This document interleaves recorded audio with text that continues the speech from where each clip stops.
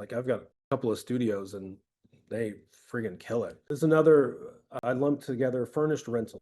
So short-term rental and medium-term rental. Some of the really key things that I keep in mind on short and medium-term rental, again, it comes back to location. It needs to be an area where people feel safe. I think they work really good, and I've got most of mine around the universities or hospitals or airport.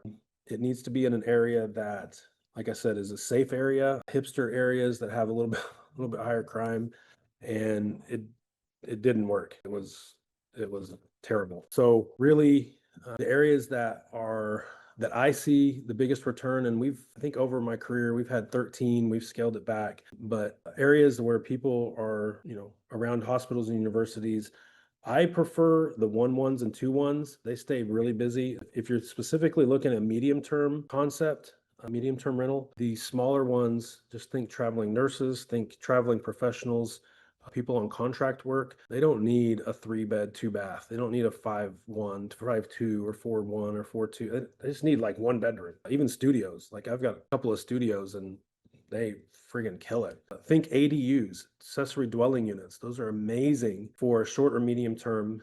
I've got a couple of those. I've got a long-term tenant in the front unit, and then I've got an accessory dwelling unit in the back. It's a little one bedroom. I've got two of those. They're little one bedrooms. And there's others in this group that have executed that strategy where you've got two properties on one parcel of land.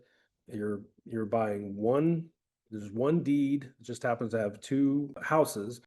It doesn't matter, but there's a tremendous opportunity there because those accessory dwelling units or that second parcel or that second house can be rented out separately, and you can exponentially you have a far greater return on your investment. So I'm very bullish on that. So some of the things to keep in mind, again, Wichita, I don't know anybody that comes to Wichita to vacation. I guess some people probably do or whatever, but you're going to be more or less looking for areas that people are working and receiving treatment, or schools and things like that. If you're doing a short and medium term in some other market, obviously the game's totally changed. Like if you're vacation destination, beach, mountains, lakes, things like that, which I know people in this group have that's a totally different game, and those are going to work far better in bigger houses and things like that. So again, thinking through this as a specific strategy, again, those accessory dwelling units, the smaller properties, because a one bedroom, one bath as a long-term rental it's not good. Like you can't rent those out,